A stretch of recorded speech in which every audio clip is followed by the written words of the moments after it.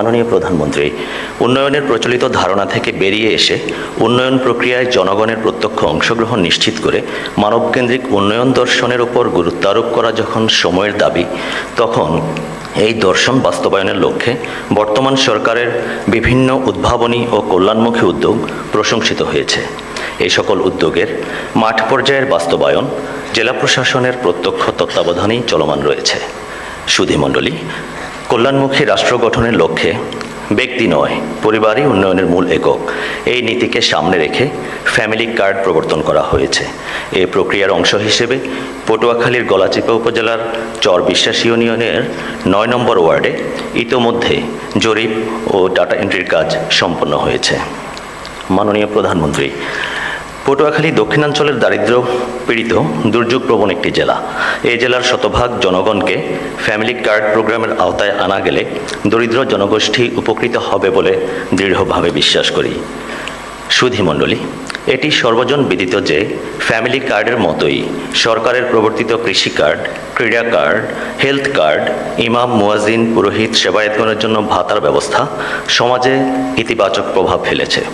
Dengue ও চিকুনগুনিয়ার প্রাদুর্ভাবের বিষয় মাথায় রেখে সরকারের প্রোঅ্যাক্টিভ প্রোগ্রাম হিসেবে বর্ষা মৌসুমের পূর্বেই গত 14 মার্চ থেকে গৃহীত প্রতি শনিবারের পরিচ্ছন্নতা কার্যক্রম জনমনে স্বস্তি দিচ্ছে। দেশব্যাপী নদী, খাল, জলাধার খনন পুনঃখনন কর্মসূচির আওতায় আগামী 5 বছরে 20,000 কিলোমিটার খাল খননের অংশ হিসেবে পটুয়াখালী জেলায় প্রাথমিকভাবে 41টি খাল খনন পুনঃখননের কাজ চলমান রয়েছে। এছাড়া পরিবেশের ভারসাম্য রক্ষা ও জলবায়ু পরিবর্তনের ঝুঁকি কমাতে 5 বছরে 25 কোটি বৃক্ষরোপণ কর্মসূচির মতো যুগান্তকারী উদ্যোগের শতভাগ সদ্ব্যবহার করতে পটুয়াখালী জেলা প্রশাসন বদ্ধপরিকর।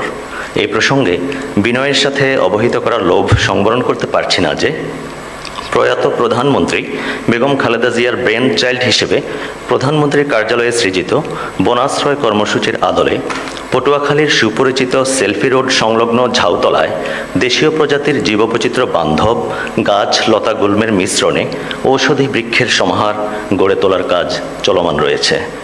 এছাড়াও অল্প সময়ে পরিণত বন তৈরির জাপানি কৌশল অনুসরণ করে কলাপাড়া উপজেলায় বেদখল হওয়া খাস জমি উদ্ধার করে মিয়াওয়াকি ফরেস্ট স্থাপনের উদ্যোগ গ্রহণ করা হয়েছে। মাননীয় প্রধানমন্ত্রী, মধ্যপ্রাচ্যে চলমান যুদ্ধের কারণে বৈশ্বিক জ্বালানি সংকটের ধকল সরকার দক্ষতার সাথে মোকাবিলা করছে, যা সত্যিই প্রশংসার দাবি রাখে। এদিকে পর্যটন খাতের টেকসই ও দীর্ঘমেয়াদী উন্নয়নের লক্ষ্যে এ খাতকে পরিকল্পিতভাবে এগিয়ে নিতে পর্যটন মহাপরিকল্পনার কাজ করছে সরকার।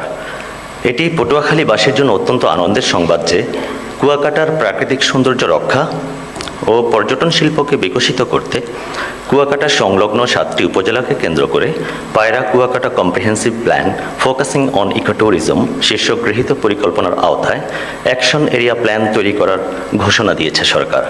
আমরা জেনেছি মাননীয় প্রধানমন্ত্রী মহান জাতীয় সংসদে শৈশবে তাঁর পিতার সাথে কুয়াকাটা ভ্রমণের স্মৃতিচারণ করেছেন।